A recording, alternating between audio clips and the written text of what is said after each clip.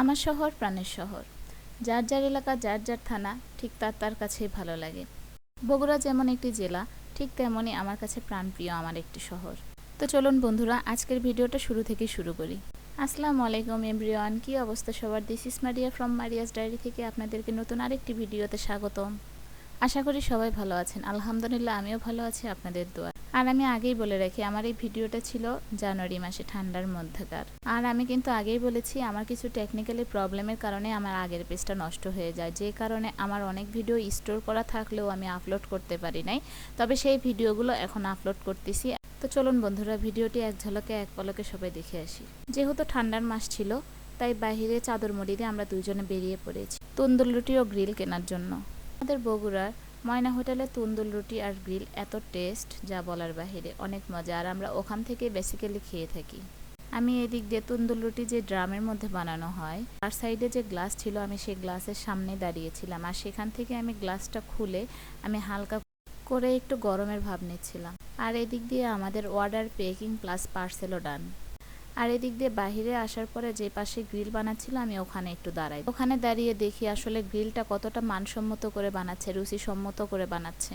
দেখার পরে দেখি মাশাল্লাহ অনেক ভালো করে মানসম্মত এবং রুচিসম্মত করে বানাচ্ছে, যার জন্য করে এই নান গ্রিলটা এখানকার এত টেস্ট হয়। মাশাল্লাহ অনেক পরিষ্কার পরিচ্ছন্ন ছিল, যেটা দেখে আমাদের খাবারের রুচির পরিমাণটা একটু বেড়ে যায়।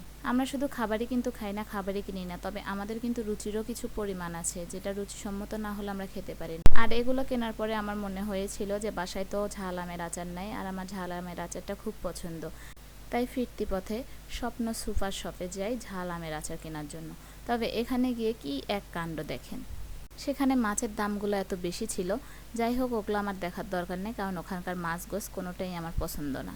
আমার টাটকা মাছ গোছ খেতেই বেশি ভালো লাগে। কি এক কাণ্ড! কেন বললাম জানেন?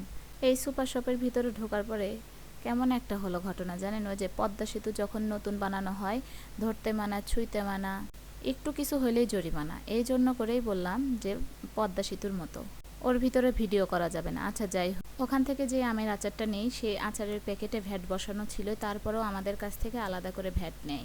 এই জিনিসটা আমার কাছে খুব বাজে মনে হয়েছে। আর ওই আমের আচারটা বাইরের লোকাল দোকানে অনেক কম দাম। এখন অনেকেই বলবে, তোমাকে ওখানে কে যেতে বলেছে? আরে বাবা, ওই আচারটা সচরাচর সব দোকানে পাওয়া যায় না, তাই। তো যাই হোক, এরপর কিছুটা পথ হাঁটার পরে দেখতে পেলাম সি ফুড।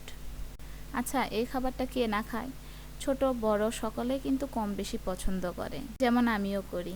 তাই আমরা দুজনে দাঁড়িয়ে আবার একটু সি ফুড খেলাম। তবে দুঃখের বিষয় একটাই, এই সি ফুডের দোকানটা এতটাই পাবলিসিটি ছিল, কিন্তু দোকানটা হুট করে করে উধাও হয়ে গেল স্বৈরাচারী শেখ হাসিনার মতো। বগুড়ায় এটাই প্রথম এবং ভালো অথেন্টিক সি ফুডের একটা দোকান ছিল। তো যাই হোক বন্ধুরা, সি ফুড খাওয়া শেষ, এখন বাড়ি যাওয়ার পালা। তবে বাড়ির রাস্তায় যখন যাচ্ছিলাম, তখন কেন যেন মনে হলো যে আমাদের একটু মনে হয় পেটের কোন পাশ একটু ফাঁকা আছে। তো দেখা যাক কোন পাশ ফাঁকা আছে আর কি খেয়ে সেই পাশটা ভরালাম। এইবার খাবো গরুর গোশে শিক কাবাব এবং গরুর ভুঁড়ির শিক কাবাব। আপনারা কে পছন্দ করেন না বলেন তো? সবাই কিন্তু পছন্দ করে, আর যেহেতু মুখরোচক খাবার, অবশ্যই সবাই কিন্তু পছন্দ করবে। আর আমরা যে কোনো দোকানে বসি না, তবে বগুড়া কলোনির চুন্নুর চাপটা কিন্তু বেশ ভাইরাল। তবে ওখানকার চাপ খেতে আমার এতটাও ভালো লাগে না, কারণ আগে চাপটার মান অনেক ভালো ছিল, এখন মানটা কেমন যেন দিন দিন নষ্ট হয়ে যাচ্ছে। তবে আমার কেন যেন রোড সাইডের খাবারগুলো খেতেই বেশি ভালো লাগে। আমরা তো সব সময় বড় বড় রেস্টুরেন্টে এবং হোটেলে খাবার খেতে পছন্দ করি, তবে রোড সাইডে খাবার খেয়েও কিন্তু মানসম্মত যাচাই করা আমাদের দরকার।